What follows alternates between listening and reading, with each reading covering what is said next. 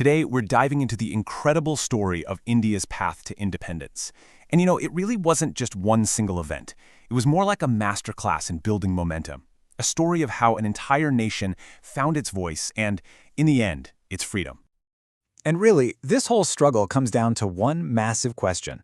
How do you defeat one of the most powerful empires in history, not with an army, not with weapons, but with an idea? That's the strategic puzzle we're going to unpack.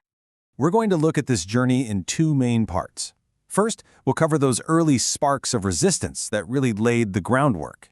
And then, we'll get into the real game changer, the age of mass movements, when millions of ordinary people decided to step onto the stage of history.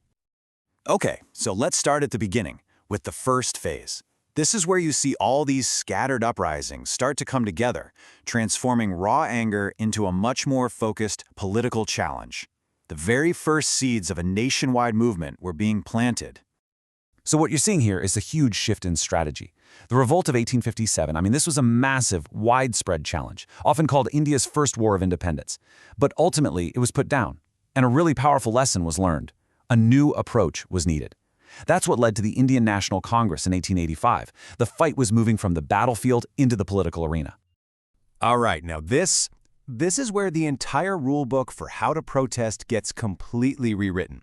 The arrival of Mahatma Gandhi introduces a philosophy that would change not just India's freedom struggle, but honestly, the whole world.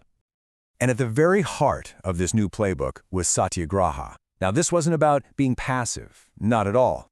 It was an active, incredibly powerful force. The whole idea was to fight injustice, not with violence, but with this unshakable commitment to truth and a flat-out refusal to cooperate with what was wrong. It was a moral weapon, a civil weapon. And it wasn't just about moral high ground. There was a powerful economic weapon too, Swadeshi.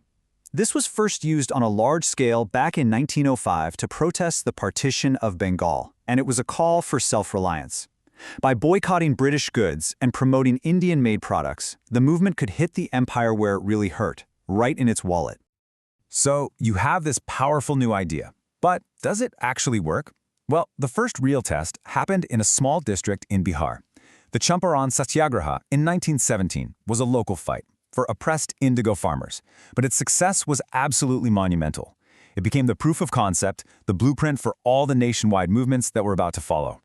And once they saw it worked on a small scale, Gandhi went big. The non-cooperation movement of 1920 had this incredibly ambitious goal to achieve Swaraj, or self-rule, by basically bringing the entire British administration in India to a grinding halt. So how do you get an entire nation to just stop cooperating? Well, that's the genius of the plan.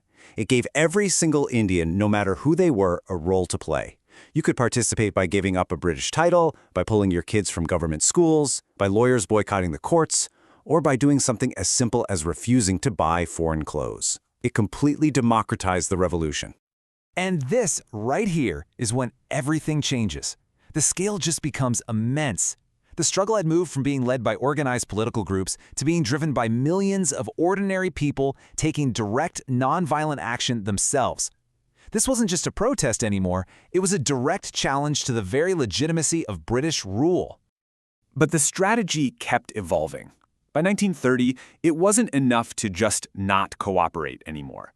The next step was civil disobedience, to actively, publicly, and peacefully break laws that were seen as fundamentally unjust.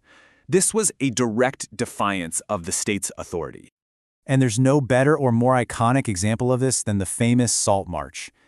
So why salt? It was a brilliant choice. The British tax on salt affected every single person in India, rich or poor. It was a daily necessity. So by walking to the sea to make salt illegally, Gandhi turned this simple commodity into an incredibly powerful symbol of national defiance against economic control. Okay, so you can feel everything building up, right? This escalating momentum brings us to the climax, the final act, the last, great, and most decisive push for freedom. The time for gradual reform was over. By 1942, the world is in the middle of World War II, and the tone in India changes completely. The demand is no longer about getting more rights or a little more self-governance. The call was simple, and it was absolute. Quit India.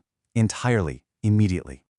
And Gandhi captured this mood perfectly with his powerful do-or-die call to the nation.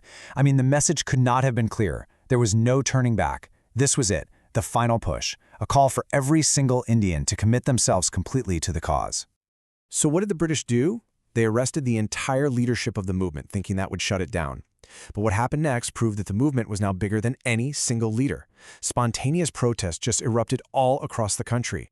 It was undeniable now. The will of the people for freedom was an unstoppable force, and it paved the way directly for independence just 5 years later.